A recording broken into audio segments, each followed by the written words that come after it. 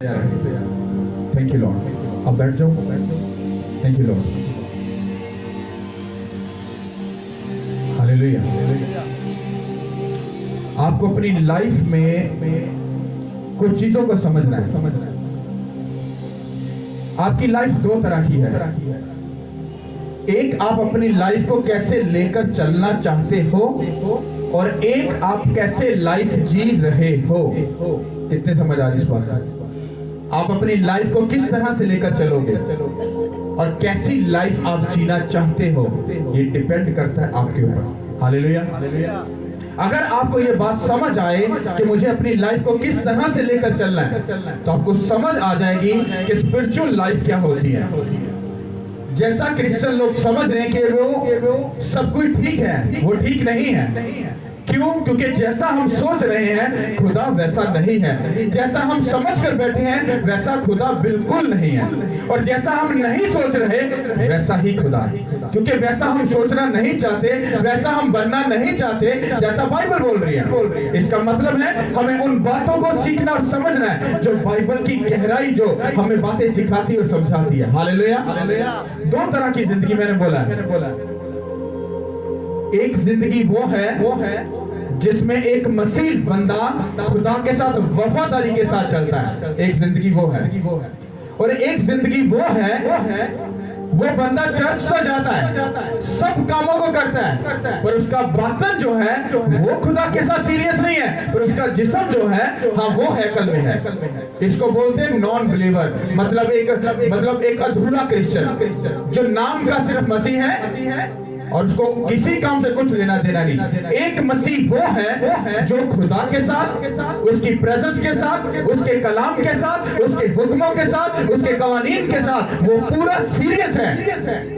अब सोचो, ये दो जिंदगियां हैं। एक वो बंदा है जो अपने आप को सही कह रहा है पर वो है नहीं है। एक बंदा बस कह रहा है मैं खुदा के हाथ में हूँ, मुझे नहीं मालूम मैं ठीक हूँ कि नहीं। वो खुदा जानता है। वो अपने आप को किस पर डिपेंडेंट करके छोड़ा है? उसने खुदा पर। अब आप इमेजिन करो, ये दोनों लोगों की जिंदगी में ट्रबल, शर्मिंदगी, बेइज्जती, रुसवाई है। अब इनमें से इस बंदे की जिंदगी जो ट्रबल में है, शर्मिंदगी में है, बेइज्जती में है, ये बंदा किस तरह से जज करेगा या किस तरह से समझेगा कि मुझे अपनी स्पिरिचुअल, मैं कितना खुदा के साथ वफादार हूँ, क्या फिर भी मैं दुखी हूँ। इसको समझना है कि क्या खुदा मेरे साथ है कि नहीं। ये किस तरह से समझ सकता है, यही आपको सिखाना है। अब ये जो बंदा है जो समझ रहा है मैं ठीक हूँ, मैं सब चीजों को ठीक कर रहा हूँ, सब कामों को ठीक कर रहा हूँ, अब इस बंदे को भी इस बात को समझना है। ये कैसे समझ सकता है कि खुदा मेरे साथ है? आपको समझ आ रही मेरी बात की मैं क्या कहना चाह रहा हूँ? इन दोनों बंदों को एक प्रूफ चाहिए कि खुदा इनके साथ है या नहीं। इसी तरह से आप लोगों को भी, आपको इन दोनों एग्जाम्पल को अपनी लाइफ में देकर देखना है। क्या आप ये वाले मसीह हो या आप ये वाले मसीह हो? क्या आप अधूरे मसीह हो जिसका जिस्म तो चर्च में है, हैकल में है, पर उसका बातन उसके किसी गंदे कामों में है? ये बंदा जो बातन से भी और जिस्म से और रूह से भी खुदा के साथ मुत्तफिक है, पर मुसीबत तो दोनों पर है। मतलब आपकी लाइफ में दो तरह की प्रॉब्लम है। एक बीमारी, परेशानी, मुसीबत, ट्रबल, शर्मिंदगी शैतान वालों।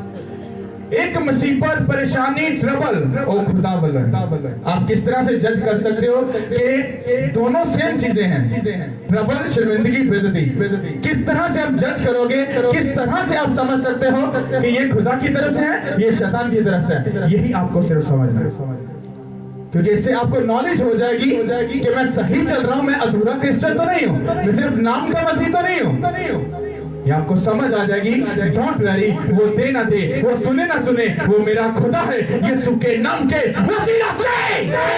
समझ आ रही कि नहीं आ रही? आपको दोनों बातों को क्या करना है? समझना है। हालेलुया। एक मसीह कौन है?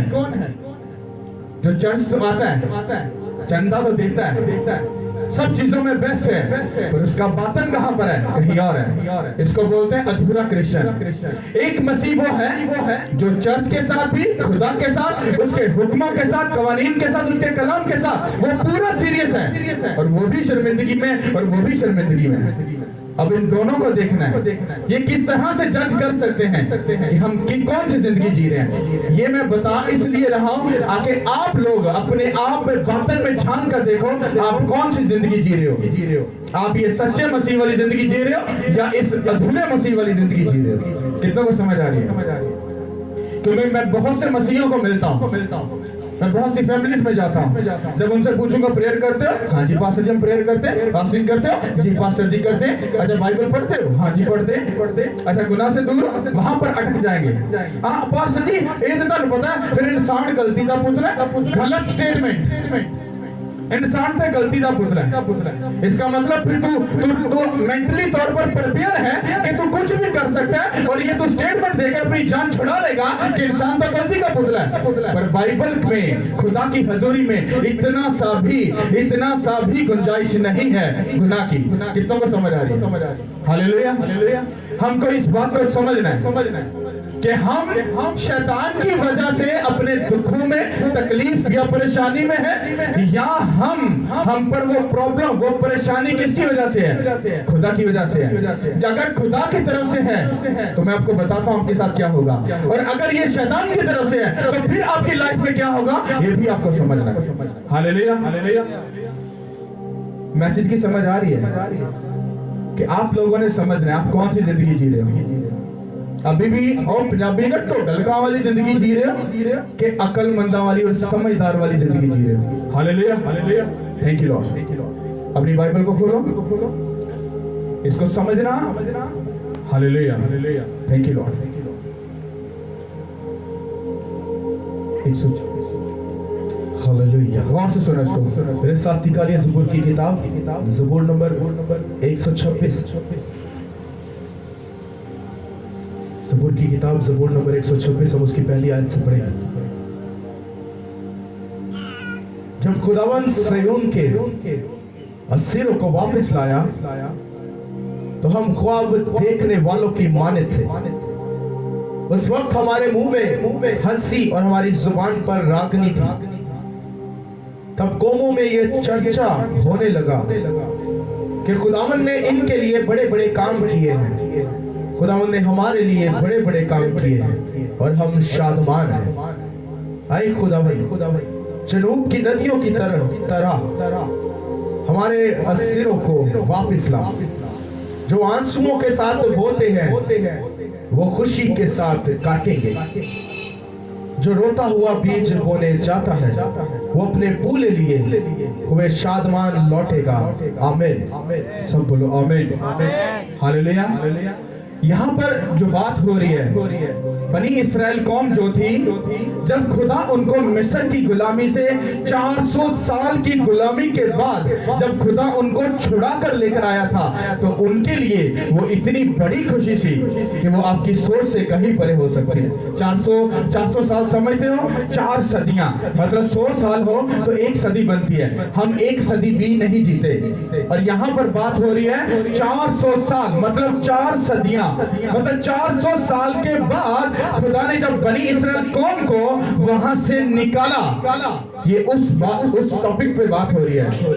कहता है जो आंसुओं के साथ क्या करता है, रोता है। कहता वो अपना पूरा पुला, पंजाबी च कहंदे ने जेड़ा रोंदा होया, दुखी होंदा होया ओनू बोंदा दे। कहंदा उस तो बाद जदों ओनू वड्डन जांदा है ते कहंदा वड्डा पुला, हां वड्ड के ओनू एक एडा वड्डा पुला कहंदा पूरा भरिया होया चुक के हसदा होया की कहंदा है वापस आंदा है। बनी इस्राएल कौम जब मिस्र की गुलामी में गई थी तो वो 75 लोग थे। कितने? 75 पीपल। कितनों को समझ आ रही है? 75 लोग। कितने? यानी कि 75 पीपल से जो मिस्र की गुलामी में गए, ये उनका बीज था उन 75 लोगों का जो उस मिस्र की गुलामी में गए, रोए वहां पर गुलामी में, तंगी में, मुसीबत में, परेशानी में, दुखी में वहां पर जिंदगी गुजारते रहे। और वो 75 लोग पता कितने बन गए? वो 400 साल में वो 20 लाख के करीब वो लोग पहुंच गए। ये पता कौन से लोग हैं? ये वो लोग हैं जो खुदा के साथ पूरे डिपेंडेंट थे खुदा के ऊपर कि वो यहोवा पाक खुदा हमको क्या करेगा, छुड़ाएगा। ये खड़े और अड़े उस बात पर अड़े थे कि एक वक्त आएगा क्योंकि उसका वादा है, कुछ भी हो मैं तुझे छुड़ाऊंगा यीशु के नाम के वसीला से। और ये लोग खड़े थे। इन्होंने आंसुओं के साथ बोया। कैसे? वो 75 लोग जो थे, पीपल थे, वो किधर गए गुलामी में? वो 75 बीज दे ताने मिस्र दी गुलामी दे विच जाके पिस गए, मर गए। उत्थे जाकर उन्हें गुलामी में जिंदगी गुजारी। पर जितों ओ उथों वधे ते किन्ने हो गए? 20 लाख, इससे भी ज्यादा है। जो कैलकुलेशन में आता है वो 20 लाख है, क्योंकि बच्चे भी थे सब कुछ थे। 20 लाख 75 लोगों ने बोया, उन्होंने बच्चियां ने वड्डे वड्डे फूले बन के 20 लाख लोग उतो खुशी नाल भरे हुए, रचे हुए निकले। क्यों? क्योंकि ये उससे दी गल हो रही है। समझ आ रही कि नहीं आ रही?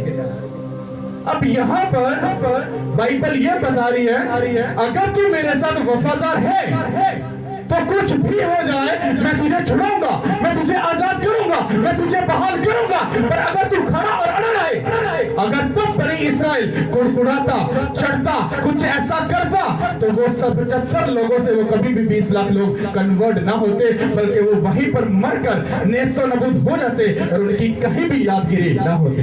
कितनों को समझ आ रही?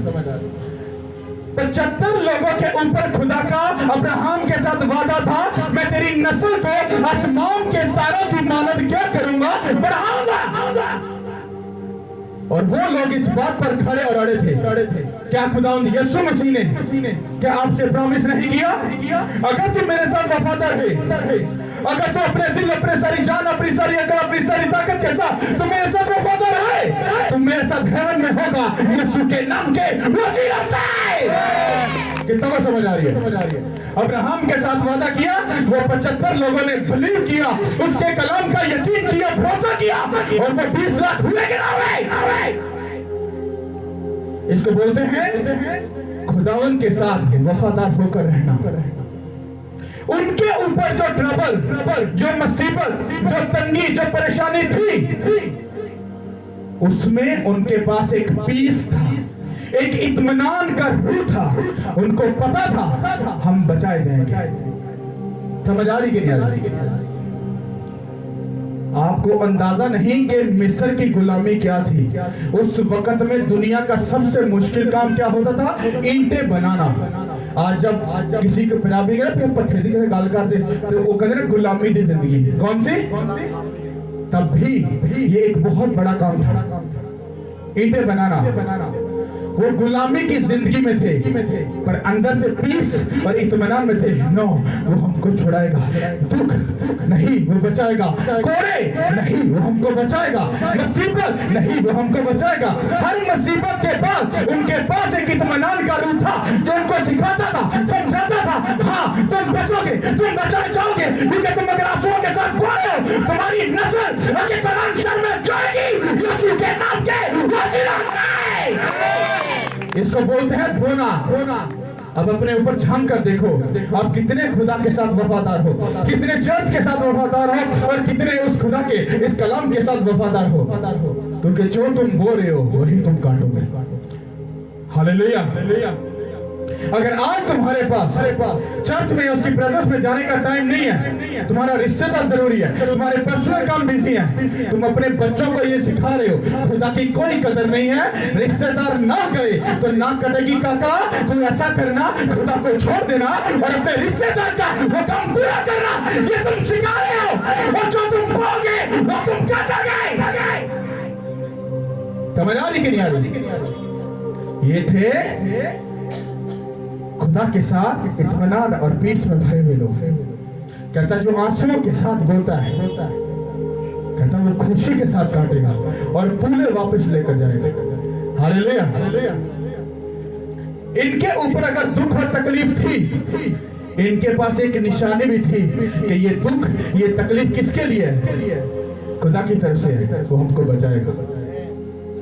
अगर खुदा इन 75 लोगों को अगर गुलामी में ना भेजता तो ये आवारा हो जाते, ये बदकारी में, जना में, शराब नोशी में, इन गंदे कामों में मुब्तला होते और इनकी दुनिया से याद तक मिट जानी। कितनों को समझ आ रही है?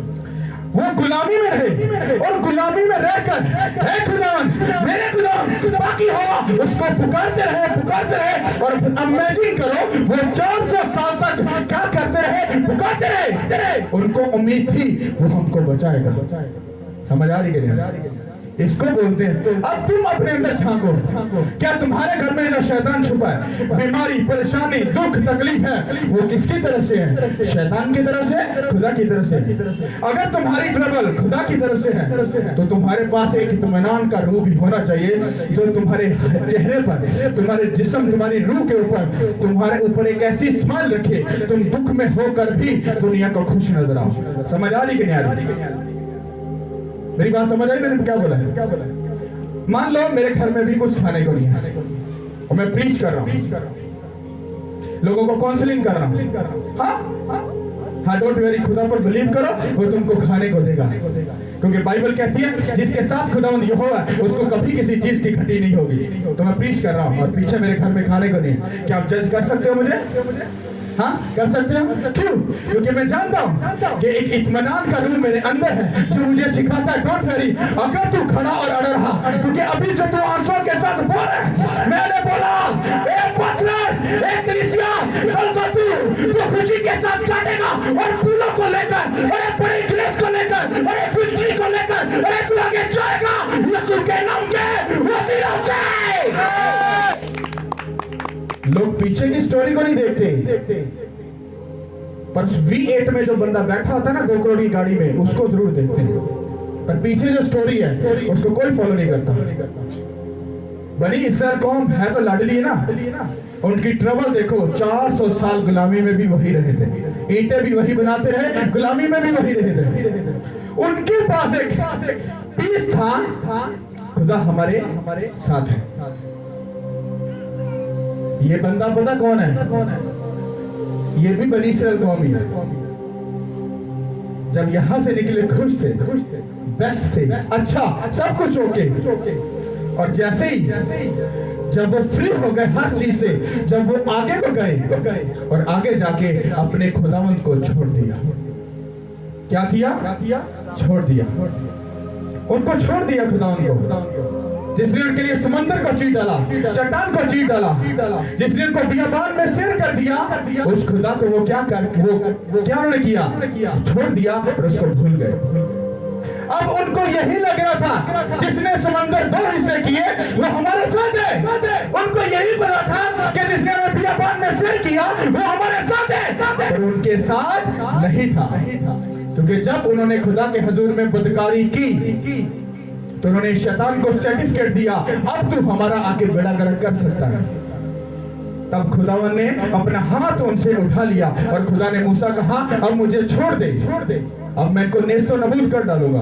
वो अलग बात है कि वो एक अलग स्टोरी है। हमने सीखना सिर्फ यहाँ तक है कि जैसे ही उन्होंने गुनाह किया, खुदा का रूह उन पे से उठा लिया गया, खुदा की हजूरी उनकी लाइफ से चली गई, और वो उनको यही लगता था हाँ हम सच्चे हैं, हाँ हम है तो चाहते, अरे है तो हम खुदा के लाडले ना, अरे खुदा तो हमारे साथ है ना, और उनको ऐसे ही लगता था।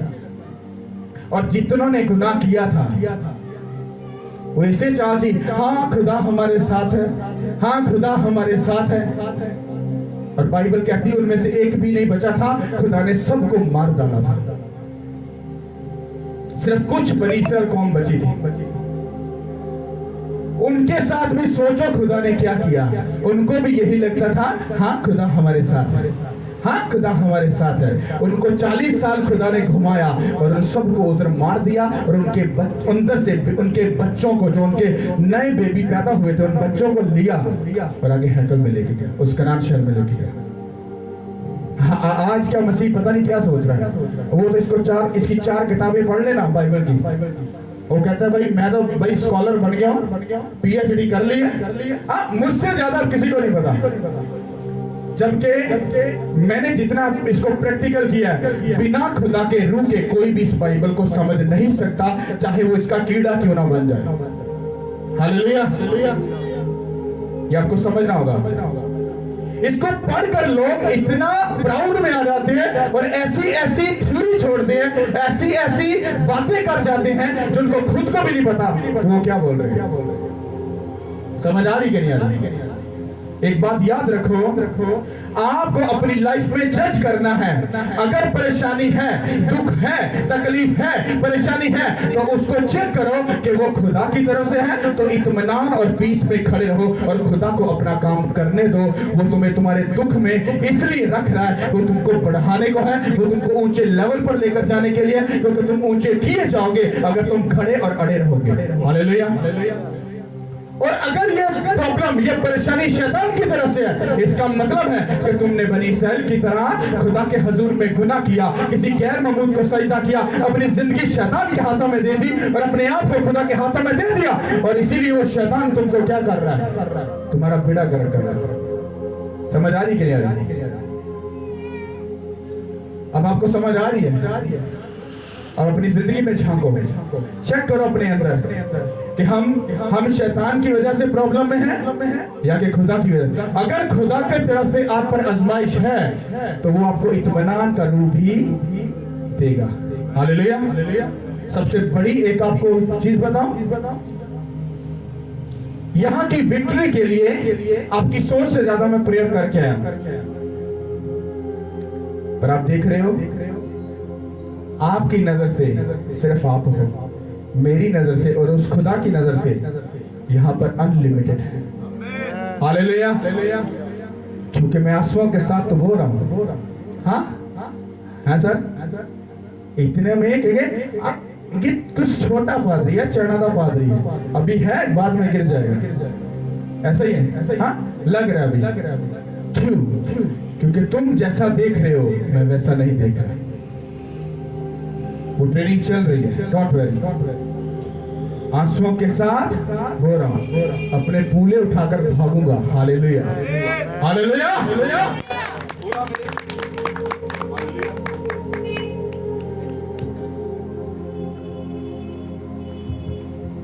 Thank you Lord. पूला मेरे कंधों पर होगा। Hallelujah, hallelujah. वो आपकी सोच से ज्यादा होगा। कितनों को समझ आ रही? इसी तरह से अपनी लाइफ में झांको और चेक करो तुम क्यों नहीं बढ़ रहे, क्यों नहीं आगे जा रहे, क्या है, कौन सा डले का रूह है जो तुम्हें रोके हुए है, क्यों नहीं तुमको वो आगे जाने दे रहा, उसको चेक करो। क्यों प्रॉब्लम है, क्यों लड़ाई है, क्यों झगड़ा है, क्यों नशे की लत हमारे घर में है, क्यों बदकारी, हरामकारी, क्यों हर वो गंदी रूह हमारे घर में, वाई उस बात के ऊपर गौर करो और उसको चेक करो, ऐसा क्यों है? क्योंकि जो खुदा की तरफ से होता है वो पीस और इत्मीनान भी आपको देगा, पर जो शैतान की तरफ नहीं है वो आपके छोटे से सर दर्द को भी क्या करेगा, एक पहाड़ बना देगा। और वो शैतान की तरफ से। समझ आ रही कि नहीं? कितनों को समझ आई मेरी बात? आपको अपनी लाइफ में झांकना है, चेक करना है। सियाने नहीं बनना, अपनी अकल को, अपनी एजुकेशन को, अपनी PhD को कुछ टाइम के लिए अपनी पॉकेट में डाल के ना 2 मिनट के लिए अपने आप को जीरो बनाकर बुद्धू बन जाओ और फिर अपने ऊपर नजर करो कि अब मैं चेक करता हूँ ये प्रॉब्लम कहाँ से है। मैं आपको चैलेंज करता हूँ राइट नाउ, आपका दिमाग, आपका दिल आपको उसी टाइम गाइड करेगा ये शैतान की तरफ से है। अगर तेरे पर ये प्रॉब्लम है, नहीं ये खुदा की तरफ से है। तुमको तुम्हारा दिल, तुम्हारा बातन अच्छे तरीके से मलामत करेगा और बता देगा कि तुम क्या हो, कौन से, ये वाले क्रिश्चियन हो या अधूरे क्रिश्चियन हो। कितनों को समझ आ रही? Hallelujah, hallelujah. समझ आई कि नहीं आई? समझ आ जाने आ जाए ना पुज्जे हो बैठ गया। Hallelujah, hallelujah. मैंने तुम पर ही छोड़ा है, मैंने तुम पर अल्जाम नहीं लगाया तुम गलत हो, तुम ऐसा नहीं। अपने खुद के बातन में झांको, अगर गाली निकाल रहे हो तो तुम्हारी ट्रबल खुदा की तरफ से नहीं है, वो शैतान की तरफ से। अगर चोरी कर रहे हो तो तुम्हारी ट्रबल खुदा की तरफ से नहीं है, वो शैतान की तरफ से। अगर झूठ बोल रहे हो तो ये ट्रबल खुदा की तरफ से नहीं है, वो शैतान की तरफ से है। अगर दिल में लालच है, हसद है, बदकारी और गंदी जो शैतान ने गंदी हरकतें तुम्हारे अंदर रखी हैं, अगर वो सब हैं तो खुदा की तरफ से तुम्हारी ट्रबल नहीं है, वो शैतान की तरफ से। और जब तक तुम उस शैतान को निकालोगे नहीं, तुम यही समझना तुम अधूरे क्रिश्चियन हो और वो तुम्हारे साथ गेम खेल रहे हैं। Hallelujah, hallelujah. और अगर तुमने उसको डांटा नहीं, उसको अपनी लाइफ से नहीं निकाला, मैं आपको सही बता रहा हूँ, वो आपके बच्चों का फ्यूचर तक भी खराब कर देगा। आपको अंदाजा भी नहीं होगा, क्योंकि शैतान नजर नहीं आता। कभी शैतान को देखा है? शैतान नजर नहीं आता है, पर वो फ्यूचर को बड़ा अच्छे तरीके से बर्बाद करने का एक्सपर्ट है। वो ऐसी गेम खेलेगा और आपको यही लगेगा, मरवाएगा आपको पता कौन? आपकी अकलमंदी, आपकी समझ, आपका जो कॉन्सेंट्रेट जो ऐसा बड़ा बिल्ड हुआ है ना, बड़ा ऐसे पीक लेवल पे है, वही आपको फंसाएगा। Hallelujah, hallelujah. और अगर आपको समझ आ गई नहीं, मुझे अकॉर्डिंग टू बाइबल चलना है, अपने आप को खाली करना है और हर गंदे काम से अपने आप को बाहर निकालना है। क्यों मैं आपको बोलता हूँ कि 5 चीजें आपकी लाइफ में बहुत जरूरी है। प्रेयर करना आपकी लाइफ का अहम हिस्सा होना चाहिए। रिश्तेदार को मिलो ना मिलो, पर प्रेयर रूम में जाकर प्रेयर जरूर करो। आपका रिश्तेदार आपको इतना बड़ा धोखा देगा ना, मैं आपको सही बता रहा हूँ।